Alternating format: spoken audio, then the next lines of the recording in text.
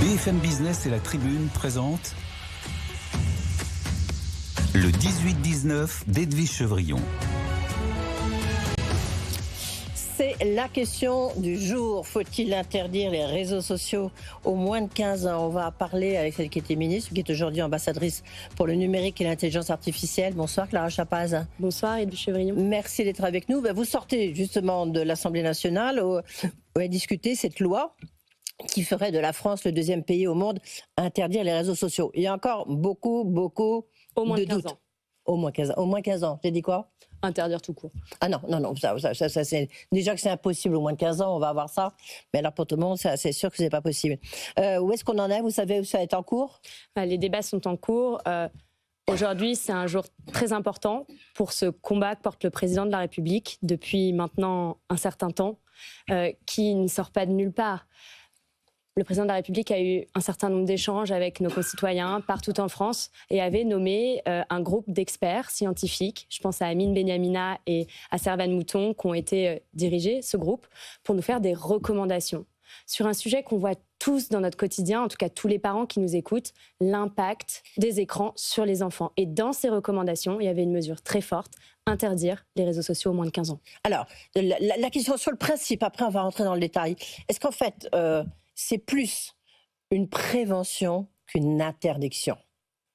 Parce que l'interdiction aux moins de 15 ans, on voit bien, ça va être très compliqué. On va voir surtout que la Commission européenne dit, attendez, ça dépend de nous. Mais on voit bien que dans les modalités, ça va être très compliqué de l'appliquer. Non, c'est pas une question, c'est pas seulement une loi de principe, c'est une loi qui a vocation à dire aux GAFAM, aux entreprises chinoises qui aujourd'hui se font de l'argent, puisque quand on télécharge une application d'un réseau social qui n'a plus grand-chose de social, on ne le paye pas, cette application. Mais nous sommes le produit, nos enfants sont le produit. Et ces plateformes, elles captent l'attention, elles captent les vulnérabilités de nos enfants pour monnayer finalement leur vulnérabilité.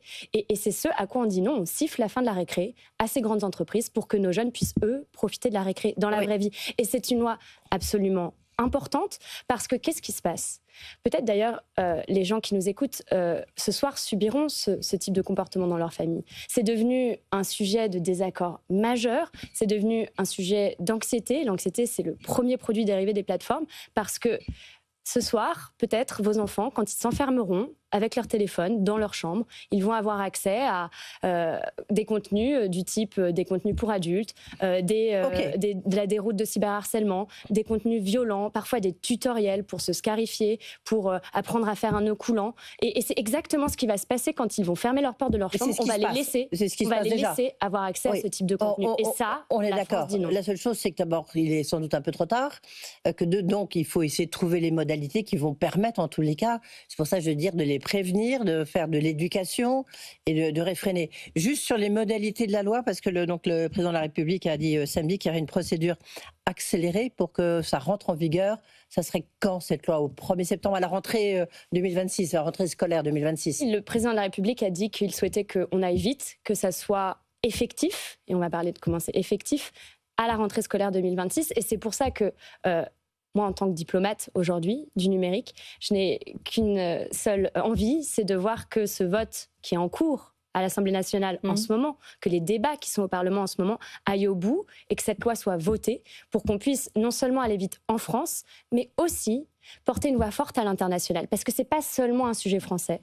Vous l'avez dit, en Australie, la loi a été déjà appliquée à la rentrée. Le Royaume-Uni vient d'en parler. Nous avions construit une coalition de pays avec le Danemark, avec l'Espagne, avec la Grèce. C'est un sujet absolument mondial et je souhaite que demain, je puisse aller voir tous les représentants de ces pays et d'autres pays encore et leur dire « nous, on l'a fait ».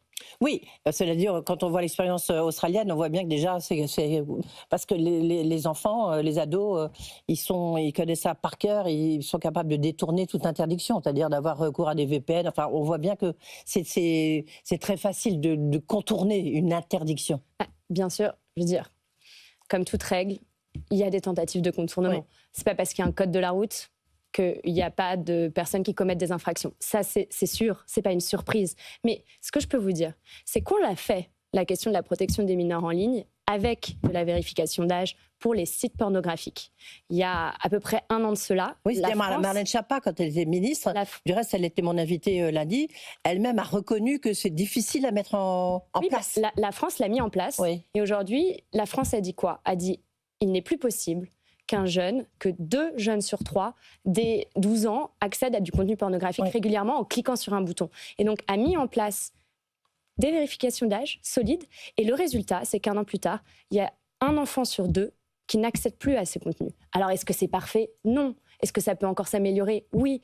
Mais moi, ce que je veux pour mon pays, c'est de pouvoir dire, et pour le monde entier, et porter cette parole à l'international, c'est de pouvoir dire que si on pousse tous dans le même sens, si on met en place ce type de règles très claires, qui sont les mêmes pour toutes les familles, alors l'État agit et l'État peut protéger les enfants en ligne. Alors d'abord, quels sont les réseaux sociaux qui vont être interdits? Alors c'est en cours de débat au Parlement, donc on verra comment est-ce que les débats évoluent. Mais la philosophie du texte, c'est de dire que la France est un État souverain et que quand les plateformes ne prennent pas leurs responsabilités, de protéger les plus jeunes. Parce qu'aujourd'hui, dans les conditions d'utilisation des plateformes, en réalité, elles ne devraient pas accepter d'enfants de moins de 13 ans. Pour autant, l'âge moyen de création d'un compte, c'est 8 ans. Donc quand elles ne prennent pas leurs responsabilités, alors on agit. Parce que sinon, qu'est-ce qui se passe? Eh bien, toutes les personnes, tous les enfants qui se connectent sur TikTok, sur Snapchat, sur Instagram, sur tous ces réseaux sociaux, en fait, ils le font au détriment de leur santé. Et encore une fois, si on ne met pas en place de règles, ça vient faire reposer le problème sur les familles qui, eux, nous disent on n'en peut plus d'avoir une bataille avec nos enfants où ils disent mais moi, Arthur, à l'école, il a TikTok ou Instagram. Oui. Ça, ce n'est plus possible. Oui, en fait, sur le constat, je pense que tout le monde est d'accord avec vous. Ce qu'il y a, c'est qu'après, il y a pas mal de réactions. Il y a évidemment la France Insoumise avec Manon Aubry qui dit que c'est pas du tout à l'État de faire ça, que ça ne servira à rien. Il y a des associations de parents d'élèves, je ne sais pas si vous avez vu, qui disent en fait, est-ce que c'est vraiment à l'État d'interdire? Est-ce que c'est pas plutôt, en fait, c'est aux parents d'interdire, c'est aux professeurs? Oui, non, c'est pas aux parents d'interdire. Pourquoi? Parce que c'est profondément inégalitaire. Vous savez, aujourd'hui, les enfants qui passent le plus de temps sur leurs écrans, c'est les enfants de milieux les plus défavorisés. 2 fois plus de temps que les enfants issus de familles favorisées. Et ça, c'est pas possible de se dire qu'on va laisser aux parents débordés, épuisés, qui nous alertent, qui nous demandent de la protection, qui nous demandent de l'action publique, de leur dire débrouillez-vous avec ces plateformes qui sont créées pour être addictives. C'est le modèle des plateformes, puisque en nous enfermant dans leurs algorithmes, c'est comme ça qu'elles font de l'argent. Et donc, quand les plateformes n'agissent pas, non, on ne fait pas reposer la pression sur les parents. On dit l'État prend ses responsabilités et c'est la même règle pour tous. Est-ce qu'il faut interdire, comme en Australie, ou WhatsApp, LinkedIn, jusqu'où il faut-il s'arrêter? Aujourd'hui, ce qui est en cours. Mais vous, qu'est-ce que vous en pensez de discussion au Parlement. Vous connaissez très bien le numérique. Ce qui est en cours de discussion au Parlement et la voix que je porte en tant que diplomate dans le monde entier sur la question de la protection des mineurs en ligne, c'est de dire que les réseaux sociaux, c'est-à-dire les plateformes où il y a de l'interaction entre les membres, où il y a ces algorithmes, parce que c'est pas seulement le contenu le problème. Le problème, c'est aussi le mécanisme. C'est aussi, et d'ailleurs, c'est pas seulement une histoire de santé mentale, c'est aussi ces petites vidéos courtes qu'on a à longueur de journée qui nous empêchent de nous concentrer. Enfin, tous les gens qui nous écoutent, je pense, ont déjà vécu l'expérience qu'on ne peut plus mettre notre portable à côté et qu'on est sans cesse en train de scroller parce qu'on a pris cette habitude de regarder des petits formats courts. Donc, toutes les plateformes qui ont ce type de phénomène sont concernées. Ouais, donc. Et vous savez, c'est pas. WhatsApp, LinkedIn, donc ça rentre là-dedans, plus ou moins, une partie de WhatsApp. WhatsApp, c'est une messagerie privée entre 2 individus. Mais en même temps, il y a des chats. Donc, tout ce qui rentre dans les fonctionnalités sociales dont j'ai parlé, c'est ce qu'on essaye d'encadrer parce que c'est ce qui a le plus d'impact sur le développement, sur la santé mentale, mais pas, bien sûr, les messageries privées.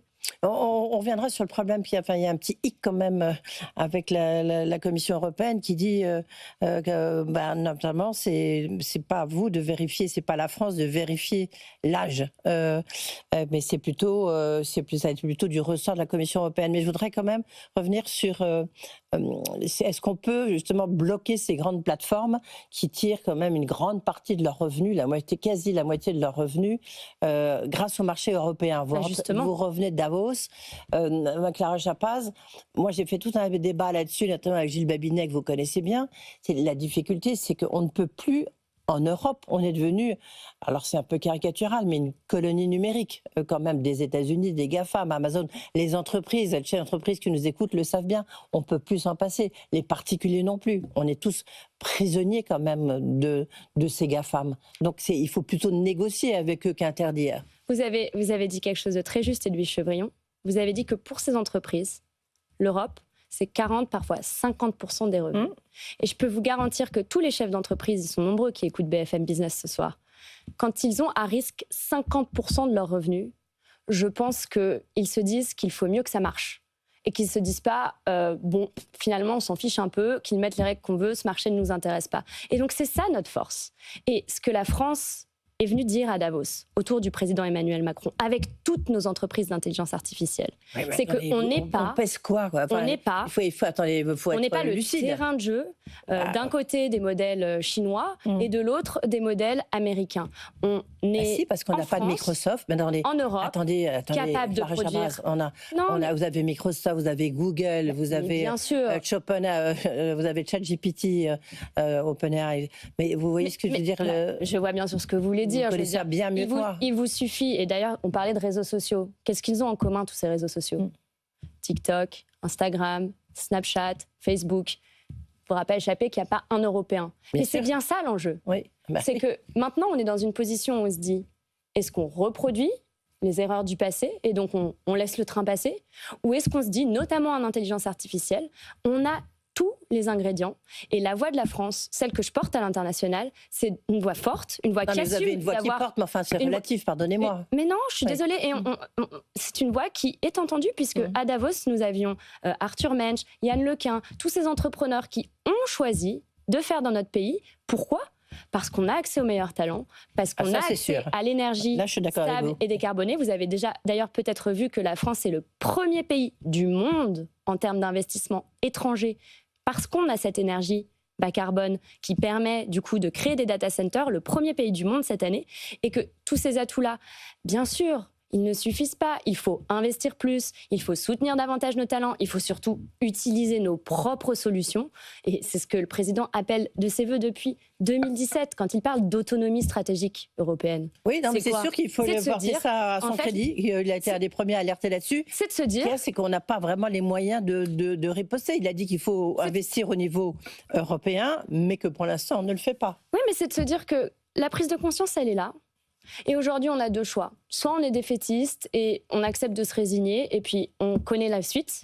La suite, c'est que vous vous réveillez le matin, probablement avec votre téléphone portable, qui n'est pas européen. Il n'y a rien d'européen dans mon portable. Exactement. Vous êtes en train de prendre votre transport pour aller au travail. A priori, vous passez un peu de temps sur un réseau social qui n'est pas européen. Vous arrivez au travail, vous êtes sur une messagerie qui probablement n'est pas européenne. Vous payez le soir, votre petit déjeuner avec Visa ou Mastercard qui sont européens. Et le soir, vous allez, après une journée de travail, vous divertir, regarder un film sur Netflix qui n'est pas européen. Alors, on a deux choix. Est-ce qu'on continue dans cette voie et on reproduit ça sur l'intelligence artificielle notamment, ou est-ce qu'on se dit on a tous les atouts, on va faire différemment, on va construire et on va investir davantage, on va passer à l'échelle et mon job, mon travail aujourd'hui, c'est de fédérer, de trouver des alliés, parce qu'on va bien sûr pas faire ça tout seul. On va faire ça en s'alliant, notamment avec des pays comme l'Inde. C'est pour ça que l'Inde était avec nous en coprésidence du sommet pour l'action sur l'IA l'année dernière, et que dans quelques semaines, nous allons en Inde pour pouvoir dire ensemble, parce qu'on n'est pas les seuls en tenaille, en cisaille entre d'un côté les États-Unis et la Chine, mais ensemble, si on réunit nos forces, on peut proposer des alternatives, et c'est ce que je m'attache à construire. Est-ce que au niveau européen, vous avez des alliés, parce que l'homme fort, le pays fort aujourd'hui, parce qu'il redevient au premier plan, c'est évidemment l'Allemagne, parce qu'elle a une marge de manœuvre financière énorme et compte bien investir. Est-ce que vous pouvez vous appuyer sur l'Allemagne, sur les Danois ? Quels sont les pays sur lesquels on peut s'appuyer, nous Français, pour essayer de faire une contre-offre ? Oui, mais je pense que l'Allemagne, vous avez cité l'Allemagne, il y a quelques semaines, on a organisé, la France, avec l'Allemagne, le président Macron et le chancelier Merz, un sommet sur la souveraineté numérique européenne. Alors, est-ce que c'était naturel pour les Allemands de parler de souveraineté numérique ? Probablement pas. L'année dernière, quand on travaillait à cette question, on partait pas de la même histoire, de la même culture. Oui, et surtout, c'est qu'on est assez rivaux quand il s'agit d'investissements étrangers, dont vous parliez tout à l'heure. C'était peut-être pas, en tout cas, tout en haut de leur agenda. Mais la prise de conscience, elle est là. Parce qu'aujourd'hui, on n'a pas le choix pour être fort. Il faut qu'on soit plus puissant en Europe. Et ça vaut aussi sur le numérique. Et c'est la voie qu'on porte. Et donc, bien sûr, on travaille avec l'Allemagne. La preuve en est ce sommet et le rapprochement de nos entreprises. SAP avait annoncé avec Mistral faire un partenariat. C'est la logique qu'on essaye d'engager, travailler ensemble. C'est la logique qu'on engagera encore une fois avec l'Inde dans quelques semaines. Mais pour revenir à l'Europe, bien sûr, on a travaillé avec le Danemark, avec l'Espagne, avec la Grèce, qui nous suivent sur la question des réseaux sociaux. Parce que c'est en fait peu la même question, une question de souveraineté. Est-ce qu'on laisse nos cerveaux, les cerveaux de nos enfants, être complètement dépendants des algorithmes qui sont conçus ailleurs, ou est-ce qu'on décide de fixer les règles du jeu et de construire nos propres On reviendra sur la modalité de cette interdiction, et puis elle est compatible avec les modalités européennes. Juste d'abord un ressenti, puisque vous étiez à Davos, au-delà du président Macron. Comment vous avez trouvé justement ces GAFAM un peu au cœur justement de la force de Davos, un peu régnant en maître du monde? Est-ce quelque part ça vous a un peu heurté? Non, moi j'ai vu à Davos une délégation d'entreprises françaises qui était reconnue. Non, mais j'y étais. Je sais bien, j'étais 25 fois à Davos, donc je vois bien. Qui était reconnue, qui était écoutée, qui était sur tous les panels, et qui proposait quelque chose qui parle. C'est pas le patron d'NVIDIA, c'est pas le patron de. Vous voyez, je veux dire, c'est pas du tout le minoré, c'est juste un principe de réalité. Il y en a qui sont partis avant ou sont investis des dizaines et des centaines de milliards de dollars. Est-ce qu'il faut investir davantage? Ça, on est bien d'accord. Mais à Davos, vous savez, j'ai échangé avec beaucoup de représentants de pays qui aujourd'hui, encore une fois, se sentent pris en cisaille entre les modèles américains d'une part et les modèles chinois d'autre part. C'est ça qui vous a frappé à Davos. Et ils viennent nous voir pour nous dire nous voulons des alternatives, nous voulons construire avec vous des ministres africains, des ministres asiatiques, des ministres de pays du monde entier, parce que nous ne voulons pas être dépendants. Et je crois que c'est ça la prise de conscience aussi de Davos, c'est que la question de la souveraineté numérique, qui se bâtit en collectif, pas à pas, en assemblant le meilleur de nos entreprises dans tous les pays partenaires, et elle est fondamentale aujourd'hui pour ne pas reproduire la dépendance dans laquelle on s'est mise. Oui, espérons. Je reviens sur la loi. C'est pas une question d'espérance. Non, mais parce que j'ai déjà un peu plus de bouteilles que vous, pardonnez-moi, c'est l'avantage, il faut bien avoir des avantages de mon âge. Et que c'est vrai que j'entends ce discours-là depuis longtemps, mais parce que c'est compliqué. On n'a pas du tout la puissance financière des Américains. Mais qu'est-ce qui se passe quand on a autant d'argent? C'est juste qu'aujourd'hui, elle n'est pas investie dans l'innovation. L'épargne européenne est là. Investie aux États-Unis. Pourquoi? Exactement. Vous savez, je pense qu'on nous aurait dit la même chose sur la défense. Quand le président Macron, en 2017, fait son discours fondateur de la Sorbonne, qui parle d'autonomie stratégique, de l'importance d'avoir une défense européenne, je pense que beaucoup disaient « ce n'est pas possible ». En ayant un cap clair, une vision politique ferme, en ayant aussi, il faut le dire, une prise de conscience de ce qui se passe aujourd'hui, de la nécessité d'être beaucoup plus souverain, et ben moi je crois à une accélération.